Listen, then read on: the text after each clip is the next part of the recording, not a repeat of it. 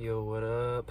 I thought it'd finally be time to do a book haul, my first one. I have a lot of books here in my van with me. Pretty much since leaving Oklahoma and traveling all of Texas, I've driven, straight to California, up the coast, and now I'm in Oregon, and I've been to pretty much every Goodwill / used bookstore at every place that I've been. So I've been doing plenty of lookings. I went to 3 Goodwills just yesterday. I did have to take me a break. I took me a couple day break, but usually most of the days during my DoorDash shifts, I usually hit at least one used bookstore or one Goodwill, depending on the area and how many there are. Lately there haven't been too many Goodwills, just like one in the town that I've been in, or one in the area. Like there was one in Eugene, there was only one in Medford, there was only one in Bend, Oregon, but that was the most expensive Goodwill I've ever been to. But luckily here in Salem, in the surrounding areas, there's been quite a few, so I was only gonna be, I think this is my last day here in Salem, so yesterday I wanted to knock out all the Goodwills, and then today I'll probably go to 1 or 2 of the used bookstores that really excite me or make me feel like I can't miss. Depending on if I have time, I might go to more, but I'll probably just go to those 2. I'm really not trying to spend any money, so I go into these Goodwills or used bookstores with the mindset of not wanting to buy anything. I'm looking for things that I absolutely can't live without, books that I want to read sometime in my lifetime, or I want to collect in my eventual library that I'll have set up, because I want to own all the books that I've ever read or want to read. I want to own all the classics, and I want to own them in really unique or just cool copies that I like. I'll probably have to do this in multiple parts. At least 60 books in my van, if not more. I have a whole duffel bag underneath my bed that's completely compacted, that's shoved underneath my driver's seat. But this is just stuff, this isn't even all the stuff that I have in the front floorboard. I have a trash can that's filled with books, and then all around it is filled with books as well. So I just picked out of all of those which ones I wanted to talk about, and I'll probably have to make that into 2 parts. So might as well get started since we have a lot to talk about. This is one of those books that I've been searching everywhere for. It's the last Cemetery of Forgotten Books book. It's the newest one. The English translation only came out in 2018, so it's been really hard to find, and I've been looking at every single place that I've gone for this. And this is actually the first hardback that I've seen. All my other copies are in paperback, and I've only seen this in paperback, so I just was planning on doing that. But this is the first used copy that I came across, and it was $9, which is more than I usually want to spend. Usually I cap it at $6 or $7. Since this is a hardback, it's a newer copy. It's pretty much new. There's a little wear and tear on the corners, but other than that, it's in perfect condition. And sold new, it's like $38. So plus tax, it's a $40 book for $9. So can't go wrong with that. I have a review about the Angels game. I'm not sure if I did one over Shadow of the Wind. I have read that twice, and then I finished Prisoner of Heaven earlier this year or the end of last year. I can't really remember, but this is the last one. It's supposed to be really good as well. I'm hoping it's in between the Angels game and Shadow of the Wind. The Angels game is a perfect book in my opinion, or near perfect. It's like my 3rd favorite book of all time, so I won't be upset if this doesn't top that. I'm hoping it's just right under it. But it's also a big one. It's 800 pages, and I plan on getting to it whenever I'm in Washington or Seattle, I'm thinking, or if not then, during the winter when I'm back in Oklahoma, just so I can get those nice cold gothic vibes. Moving on, this is one that I found yesterday, the Electric Kool-Aid Acid Test. It's about LSD and acid and the history of it. Learned about Tom Wolfe earlier this year. He's different than Thomas Wolfe, who did Look Homeward Angel. it's different than him. That guy was like in the 20s. This is a guy from the 80s. This is pretty much the only book that really intrigues me, that makes me want to read him. But I'm just trying to read as many authors as I can right now, and just see what I like and where I want to go. This is kind of like a acid LSD 60s 70s classic. I think it came out in the 80s though. I definitely want to read that. I want to read all literature that has to do with drugs or anything like that. So that's a must read for me. It has to do with Ken Kesey and the Beat Generation and all that. Unfortunately, it doesn't have a blurb or whatever it's called on the back. Next, we got the Monkey Wrench Gang, which I've seen pretty much at every used bookstore that I've gone to. And so I know it must be good, and it has good reviews on Goodreads.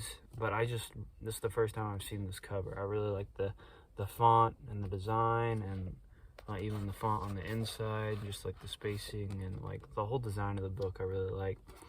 And the back says, throughout the vast American West, nature is being victimized by big government, big business, conspiracy of dams, bridges, and concrete. But a motley quartet of individualists has decided that enough is enough. A burnt-out veteran, a mad doctor, a sexy revolutionary, and a outdoorsman have joined forces in a noble cause to dismantle the machinery of progress through peaceful means, or otherwise.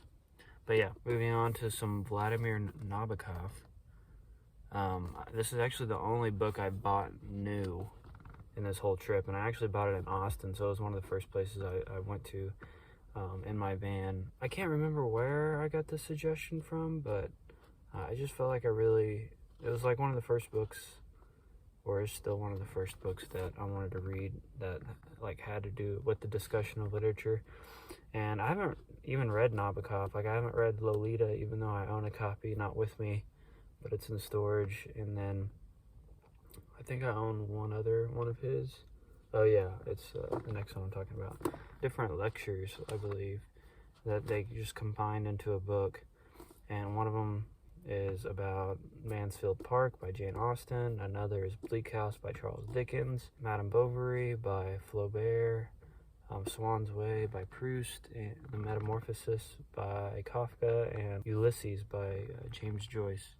Oh, and then also Dr. Jekyll and Mr. Hyde by Robert Louis Stevenson. I decided to just read the ones of the books that I've read. So I'm in the middle of Bleak House, because I've read Bleak House. I read it in college. And then I need to read the Metamorphosis one. And then, other than that, I haven't read any of the other works. I actually have Dr. Jekyll and Mr. Hyde with me. That's like one of the next books I'm going to read, so I can get to that soon. And then I also have Swan's Way, which I've been meaning to get to. I actually brought it with me on the trip. I didn't buy it. It's very long, and I'm not sure if I'm ready for such a long book right now. I haven't read Mansfield Park or Ulysses. I don't ever really plan on reading Ulysses. Not all the way through, at least. I might see some excerpts, but I have no desire to trudge through that. Definitely really cool.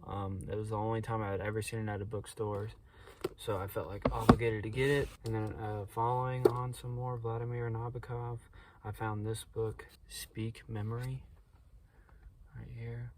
It's an autobiography revisited, so it's about his life and written by him. That's like some of my favorite writing, is writers writing about their own life. So but yeah, I'm excited about this, even though I haven't really read anything from him. He's definitely one of the leading Russian writers of all time, and so I feel like I need to read him. Following on the Russian reading train, I got Master and Margarita. I got not that long ago. Yeah, by Mikhail Bulgakov, published in the 1940s. But it's a classic in Russian literature, and a little bit about it. It just says, one spring afternoon, the devil, trailing fire and chaos in his wake, leaves himself out of the shadows and into Moscow. Bulgakov's fantastical, funny, and devastating satire of Soviet life combines two parts, one set in contemporary Moscow and the other in ancient Jerusalem, each brimming with historical, imaginary, frightful, and wonderful characters. Written during the darkest days of Stalin's reign, and finally published in 1966 and 1967, The Master and Margarita became a literary phenomenon, signaling artistic and spiritual freedom for Russians everywhere. Well, there you go, 1966, 1967. He was born in 1891, but he died in 1940.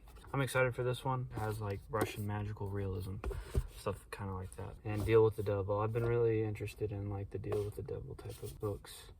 Another Russian author, you know, Leo Tolstoy, everyone knows him. This is childhood, boyhood, youth. I heard about this book from Emmy's channel. She's one of the bigger booktube people, especially in the literature world. It's, you know, about Tolstoy's life. I had to get it once I found a used copy. I'd been looking for it for a while, and I've only seen it twice, including this one time. So I really felt obligated to buy it. Let's see, there's one other Russian thing that I want to talk about. I got this one yesterday, A Hero of Our Time, and it's translated by the one and only Nabokov. It was only $1 or $2 at Goodwill yesterday, so I felt obligated to read it. It's one of the must-reads of Russian literature, and so I had to get it. It says, as the first major prose novel in Russian literature, one of the chief sources of great tradition of Russian novels that flourished in the 19th century, and a work of overwhelming power and fascination in itself. And as preface to the novel, Lermontov describes his hero as composed of all the vices of our generation. So yeah. Mihail, not Mikhail, Mihail Lermontov. I get jealous of how good Emmy can pronounce different authors from other countries. She says it with an accent and just does it with no effort, and it just rolls off her tongue. And makes me kind of mad because I wish I could do that. But yeah, what else? Oh yeah, one last Russian author. I've been looking for this all over the place. Have only found it once or twice, and they were really expensive. It was Poor Folk, but this one was cheaper than the other copies that I found, and it also had The House of the Dead, which has to do with Dostoevsky's time in the Siberian prison camp. And so, famous writer talking about his own experiences and it being in a prison. And I really enjoy stories about like the prison system in the past. Like I read George Orwell's Down and Out in Paris and London, and that's kind of what sparked that, and just how like the homeless were treated, you know, 100 years ago. The House of the Dead is quite long. I want to say it's come on, 10. Yeah, The House of the Dead is 300 pages of this. And then Poor Folk is like 120 pages. So, but yeah, super happy with it. It was $6 for both these. It's a good copy. So yeah, excited to get into that. And I got this. I try to get bookmarks just so I know where it's from, and it's a cool keepsake. So this one was from Tsunami Books in Eugene. Some other ones I want to talk about that don't have to do with Russian literature is, I think, going to South America, or I believe this author is Peruvian, and my geography isn't that well, so I believe that's in South America. I hope it is. But yeah, I found this one yesterday, and I had no idea who this guy was. Mario Vargas Llosa, The War of the End of the World, won the Nobel Prize in Literature in 1982. He also received the Nabokov Award in 2010. And he also wrote a book called The Time of Our Hero. Oh, this was A Hero of Our Time, so similar. But yeah, 1981. And then the translation copy was 1984. I thought this looked really cool. I really like the art and the design. And yeah, it's like some post-apocalyptic literature. There's no money, no taxation, no marriage, no census. This place is a cauldron for the revolutionary spirit in its purest form, a state with all the potential for a true libertarian paradise, and one the Brazilian government is determined to crush at any cost.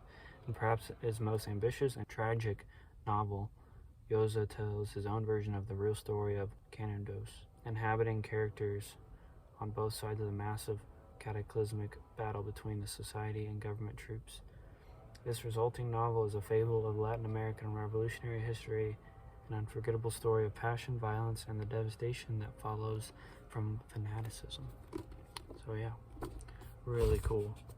Looking forward to that one. And then I'm just going to talk about one more for this one, for this book haul, just because it's getting to 20 minutes. So this one is probably one of the best buys, if not the best buy that I've had this whole trip. And it is My Angelou, Why the Caged Bird Sings. And it was only $2, and you might say, why is this copy so special? Because it looks like a normal mass production copy, but it is signed. Joy, My Angelou, for Jason. And I don't think the bookstore knew, so, and it's like, it's in perfect condition pretty much. Like, there's a little wear and tear, but the spine's not broken at all. None of the pages are turned. There's no underlining. So yeah, really excited about this. I've actually never read this. I have read Jazz and The Bluest Eye. I had to read those in college. Might get a different copy to read just so I don't like mess anything up. But yeah, I haven't seen any of these copies on eBay selling. But there are some that are for like $100 or $150. But I mean, I don't plan on selling it, but I just thought it was really cool. My heart, I was like, oh, no way, this can't be real. But I looked it up and it matches her handwriting. Pretty freaking cool. So I'm trying to keep it safe as possible. I bought this other book in a sleeve, and so I've been putting hers with it because it fits just perfectly. And I don't want to get it torn up. Yeah, thanks for sticking with me. I'll have multiple book hauls. This one I only did 1, 2, 3, 4, 5, 7, 8, 9, 10, 11 books. Definitely getting another book haul to you, and yeah, thanks for sticking with me. Peace.